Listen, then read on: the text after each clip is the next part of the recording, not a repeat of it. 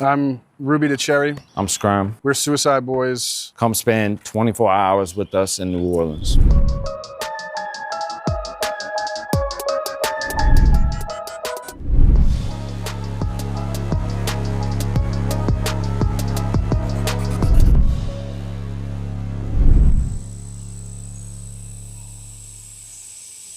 Where do you guys have us today? This is my parents' crib. This is where it all started. That's the studio, aka the shed. Can you tell me a little bit about starting here? What was the original setup like? The futon was right here.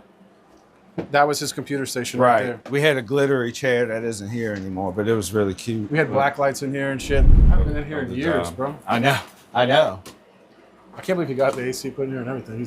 Look, still got the email list. No shit. That was my email list when I was just producing, and I would just spam beats to everybody's email, you know? Yeah. This was originally a hair studio that his mom would cut hair and dye hair and stuff, and then we took it over and made it a studio. Started out DJing when I was like 12. Probably around 19, I got into producing. I guess when I was like 7, I played violin. My mom signed me up for lessons, and then I remember that. I hated that.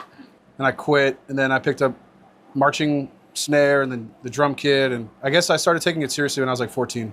We linked up in like 2013, and the rest is history. When did you decide to give it a name, and how did you come to the name Suicide Boys? It's like a famous story now, but we were gonna give ourselves till 30 years old, and if we didn't make anything crack off by then, we were gonna kill ourselves. We cut our hands and shook our hands and made a blood oath that that's what we were gonna do. And I'm 35 now, he's 36, so obviously. So we made it. He spent a lot of time working jobs, be it the pizza kitchen at Russell's. I put my time in. Laying tile down. Yeah, working jobs, laying tile, bunch of odd end jobs, doing fucking roofing. Even like doing studio sessions for like $100 a pop, just something. If this didn't work, like and I'm not knocking anybody that takes pride in it. I come from a working class family, so does he, but like, so not knocking that at all, but we just couldn't see ourselves doing that for the rest of our lives. To be honest, you know, this was something that I was pursuing since I was like 14 years old. And as soon as one band broke up, I'd start another band. And I always kind of knew it would happen. I just didn't know how or when. I would argue that if, you know, everything happens for a reason. Everything has its place for a reason. Well, to me, it just shows how amazing it is that we've made it to this point. You know what I'm saying? Yeah. It could have imploded on itself several times. Yeah. And I don't think if we would have gotten clean and shit, it definitely would have imploded by now. We would have been dead. Yeah. I mean, you talk about the dysfunction, but we would have been dead. Yeah, fair enough. No, I got the vendetta. Rolling up the letter, suicidal pen letters. Gone and roll the credits. So the first year, we didn't know any better, and this is how shit used to happen. But this is just how we thought it worked. Yeah, for the first year, we printed out a bunch of 500 on CD. We had 500 CDs, and we went around to gas stations to LSU and handed them out. And long story short, downtown, nowhere. And then one day we would walk 10 feet and see every CD we just handed out on the floor. Yeah. I had a list of like maybe over 1,000 hip-hop blogs that I had accumulated, and we sat there for like a week straight just emailing every blog that was on this list. We sent out like over 1,000 emails. From numbers to A to Z. Yeah. We maybe got 2 write-ups from that out of 1,000. Remember the dude, James, told us that you're gonna do it everywhere else first, and then your hometown will fuck with you last because it's your hometown and they know you and they know people that know you. And we just weren't familiar with the new underground SoundCloud thing that was going on. We were doing things totally like in an ancient kind of way. I don't think we knew what the fuck we were doing back then. We were trying to make all sorts of different stuff at once, and it just wasn't, it was too all over the place. But then your boy gave us that piece of information. That's when everything changed. That's when we started attacking the internet, networking with people on Facebook and Instagram, Twitter. I would argue if you're not doing that, you don't want it bad enough. Fact. I tell kids all the time when they ask me, what do I do to do this? I say, if you're not eating, sleeping, breathing, drinking this shit, find something else to do. If you're not a psychopath about this, then if you have it's not gonna work out. Any regard for your own life. Yeah, right. You know? Right. Yeah.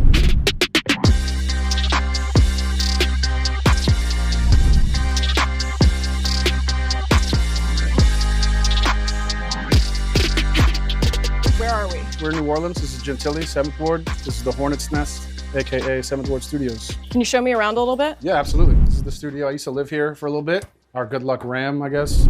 Our good luck Ram Sam. This is the control room. In this room, Scrim and I made most of Stop Staring at the Shadows. Stop Staring. Made a little bit of I Want to Die in New Orleans. Little bit, yeah. Mainly Stop Staring. Pretty I much. flew back in from Cali. You had just got this place Yeah. up and running as like a studio. Yep. And Into Those I Love. And To Those I Love is made in here. Let's take it, I'll be gone. Make it count, put the flash on. Never really felt like I belong, so I'll be on my way and I won't be long. This is the vocal booth room. I don't think maybe one Suicide Boys verse was done in here as of now. Yeah, this is new. This is newer. Yeah. We got the vocal booth in there. I forget what verse I did. I want to say. Didn't you do the Fast and Furious verse? Yes, I did. I did do that too. He's black, dog, who'll do bad. I take this fucking tracks off and piss on my black. And I think like 1 or 2 tracks off Long-Term Effects of Suffering. We just record right next to the computer and must. Fucking right. That's the way we've done it most of our career. Right. And this is just a live room, but we're going to do some Duck Boy demos. That used to be my bedroom back in the day. We did all of NMJC in this house, which is an old music video, and we did 100 blunts. 100 blunts against this wall before I painted it. You got the DVD collection right here. I used to work at a video rental store called Major Video.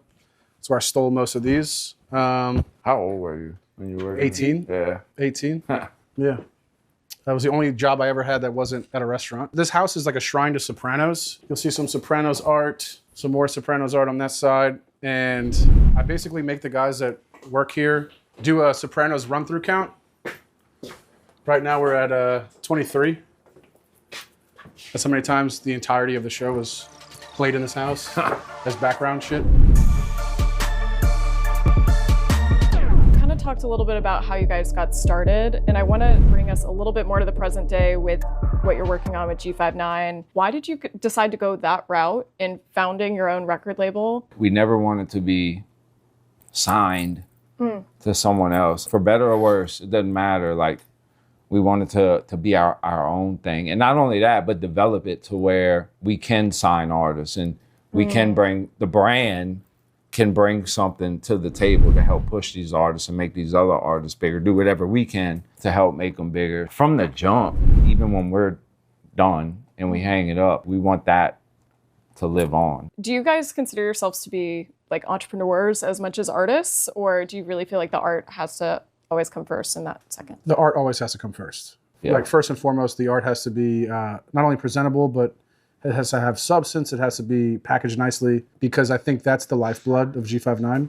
Is the music, is the everything that we do that's on a creative level. But I do think that we are to a certain extent also entrepreneurial, considering that we're running a few different businesses in one: merchandise, touring, Dude. the records, the music videos, all that kind of stuff. And we used to do everything. Like, Everything. Designing the album artwork, designing the merchandise, making the beats, which we still Videos. do, making the videos, actually going to the post office and shipping out all the clothes that were ordered.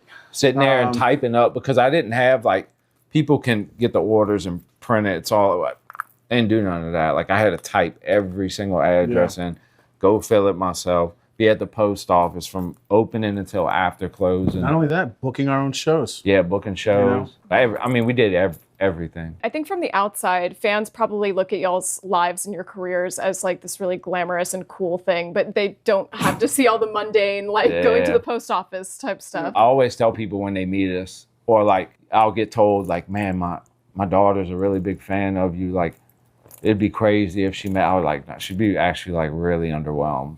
You know what I'm saying? Because it's not, I promise you should be underwhelmed, because other than business, we live, I'd say pretty mundane, normal quiet- lives. Yeah, quiet and quiet boring lives. lives, Yeah, for sure. And this new album is coming out in August. So can you tell us a little bit about the new album? If there's any tracks you really hope that people... Ooh, All of them. all of them. All of them. Yeah. Comes out August 1st, Thy Kingdom Come. And we started it off with a 4-minute intro, Yeah. which is a first. I don't think there's not a lot of Suicide Boys songs that are past 3 And it's minutes. sick. It's sick. It's just us talking shit for 4 minutes. Kind of being like, fuck anybody that ever had anything bad to say about us and doubted us or cheered against us. Yeah. And then it sort of like takes you on this trip to where you think you're going in one direction, and then we completely reverse it on your ass. So Yeah. I'm excited to see what the reception is going to be. To me, our albums, any music we make, whether it's our album, Scrim, Duck Boy, it's like, fuck a hit song. Like, we're giving y'all our diaries. You know what I'm saying? Like, fuck, it hits home. Like, here we are. Standing in my crib like I ain't 5'9".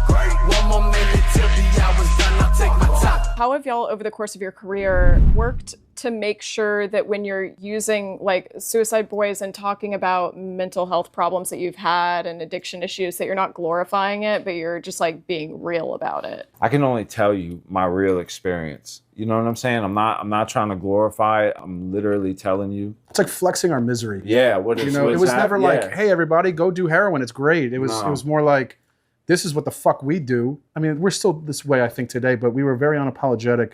I didn't feel like we had to explain ourselves to anybody. And I think a lot of the glorifying of the drugs was sort of masked in that, when it was more so like us just opening up and talking about what was going on in our life. But we like to like take what flexing normally would be and flip it on its head to where like we flex it, we're broke, we flex it, we're on drugs, whatever. I will say, to add to that ever since I got sober, and this happened by accident, but ever since I got sober, you know, I gave that speech that we do at the end of the show. I gave it at the end of a festival. Please understand that you always got me and Ruby with you. We understand, we get it. Y'all are forever our family. Y'all are forever our brothers and sisters. I do feel a responsibility to say, hey, listen, this is where we were. Y'all have seen us at this point. This is what happened, and this is where we're at now. And if it can happen for us, it can happen for you too. So there's hope. That speech has become very important to us, to let them know they're not alone. And if we can do it, like they can do it too. And you don't have to live like that. You know what I'm saying? Yeah. When y'all came up, there was a lot of activity on SoundCloud. There was a lot of activity in kind of this emo rap genre. Some of those people have not stood the test of time, but you guys have, and you're still growing. What, 10 years later? Yeah, something like 11. that. I think we're on 11 now. 11. Wow. Yeah. Yeah. So why do you think that is? Why have you outlasted the SoundCloud rap? Short answer, quick answer, because we care. We care about the kids that listen to it. We care about making this be the best that it can be. And I think Scott and I learned a lesson early on, and that is, don't make it about yourself. Right. Because when we started doing that, it only separated us, and it only made us like not work as a team. Then it's like this giant ego thing about like, it's narcissistic. It took the is words out what of it my is. mouth. So I think Scott and I work together, and we're humble people. I think most of the time we're pretty humble, and being selective of the opportunities presented to us and only doing it if our values aligned with it is sort of what maybe had us stand the test of time. We had a power struggle for a long time. I think our blood bond kept us together. People that 100%. worked with us kept us together. I was trying to blow the group up like every other week. I don't know if you were paying attention, but 2017, 2018, I was trying to blow this shit up. Today, the difference is, since getting sober, we've come to realize that what has happened is absolutely bigger than anyone. It's not about us. It's not about me. Fuck what I want. It's not about him. Fuck what he wants. Fuck what the managers want. Fuck what anyone wants. This thing is bigger than us because it's bigger than like music, really. We've done something to where people feel seen, they feel heard.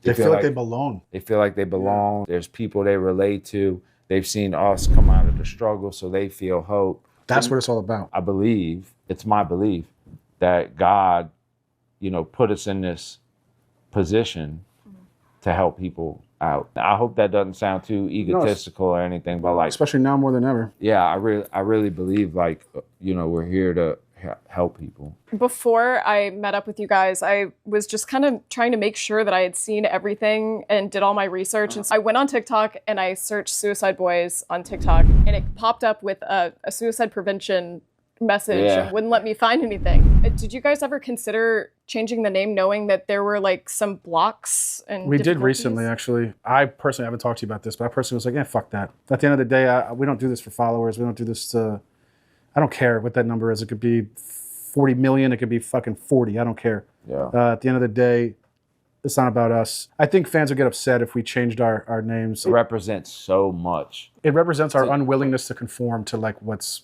the dark shit we came from to where we are now. I mean, I can tie so much. It's a big part of our story. Yeah. As much as we aren't in those days anymore, it's still there and it's always going to be there. It made us the men that we are today. Who knows? Maybe somebody types that in and they need to see that message when it pops up and they end up calling. That'd be great. That's a good point.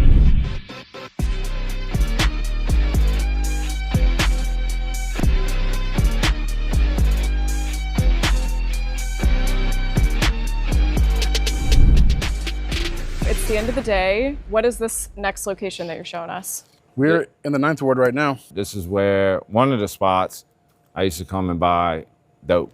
You guys shot a music video in here, right? Yeah, I was about to tell you that. This is where Not we even shot Ghosts. Not Even Ghosts. Yeah. Okay. Or This okay. Empty. Kind of walked in for one of the Here, shots. actually, yeah. Right here, kind of like we just did. Walked up to the altar, and that's where we finished the video at up there. Yep. Also, this church is gorgeous. Yeah. And abandoned, I guess, which just kind of adds a cool, Yeah. spooky quality to it all. I just have a few more questions for you guys before we take off. You guys had your first Hot 100 hit last year with Us Versus Them. Did we? Yeah. Well, yeah. that's news to us. That's great. Okay, it was number 96, and I'm wondering if chart achievements are something that matter to you guys. or- Obviously not. Yeah. No. I don't Yeah, know. we wouldn't even. I mean, it's cool. We don't take it for granted. Like, if it happens, that's great. But you know, it's not what we're aiming for, and we're not really checking like that. But I mean, if it does happen, then yeah, absolutely. Like we're grateful. Are there any achievements that you guys haven't hit yet? You've had a lot of success over the last 11 years. Is there anything that's still on the bucket list? I think it'd be cool to win a Grammy, you know, but it's not something that like we're banking on or something we're actively trying to achieve. But bucket list, I don't want to reveal too much, but there's a certain type of album that me and Adi want to make. I'd really love to do that before we hang it up. Yeah, for me, it's more music based. I just want to keep making music. Bucket list is like save 100,000 souls before I leave this earth. Yeah, That's that bucket list. too. I love that. Yeah. I love that. And so you guys have a new album coming out, and then you're going right on tour. Yep. What are you most excited about this year? Between Duck Boy, between Scrim with the solo drops, between working on this new SB album and that coming out, and all the videos we're about to do. Here's the thing with tour, I used to hate it. I'm a homebody. No, I hate it. Yeah, He loves it. I like being in my studio at my house. I don't go nowhere. But my wife reminded me when I was bitching one time that like this isn't gonna be forever. So don't take it for granted and like take it in. It really did change my outlook on it to where I look forward to it. But anytime me and him are consistently dropping music, like however that looks, and we're working on something, He's a happy camper. I'm good. Where do you guys see yourselves in 10, 20 years? Are you still doing the Grade A tour? Are you chilling back? What do you think? If it were up to me, we would not do it for a long time. If we were going to be doing it in 10 or 20 years, I would want to like not do it for 10 or 20 years and then come back or something. I'm not knocking older people that do this, but I never wanted to be in a position to where me and him have to tour if we don't want to because we need money or we need this. But look, it's all, at the end of the day, it's up to God. You know, I just try to do what I can, and I don't try to like, whatever he got planned, I'm with. But like Adi said, if it was up to me, I would like to see Grade A continue. Yeah. To where even when we're not on it, It's still a thing. It's still a thing that happens. You Honestly, know? 10, 20 years, taking my kid to the soccer game that he's playing. 10, 20 years taking mine to baseball. If I'm being honest, I can't see my life without music. You know, hopefully I'm able to do it like Future or Kanye and still be an old motherfucker and still be cool and not fucking corny or anything like that. But Maybe make a country album. yeah. Maybe make a Zydeco Who knows, album. dude? I'll be grateful to be alive. Yeah. I really will. Maybe like a ragtime album, you know? There we go. Yeah. That's it. Yeah. That's a Billboard exclusive Some like right Jelly there. Roll Morton. There's going to be a that ragtime kind of thing. album. I don't Thank even- you In 10 guys years. so much for spending 24 hours with us and showing us around New Orleans. Yeah, Yeah, no. thanks for putting up with the humidity and the crime and the murders and all that good stuff. Yeah, no, we appreciate you guys coming and taking the time, and y'all have been cool.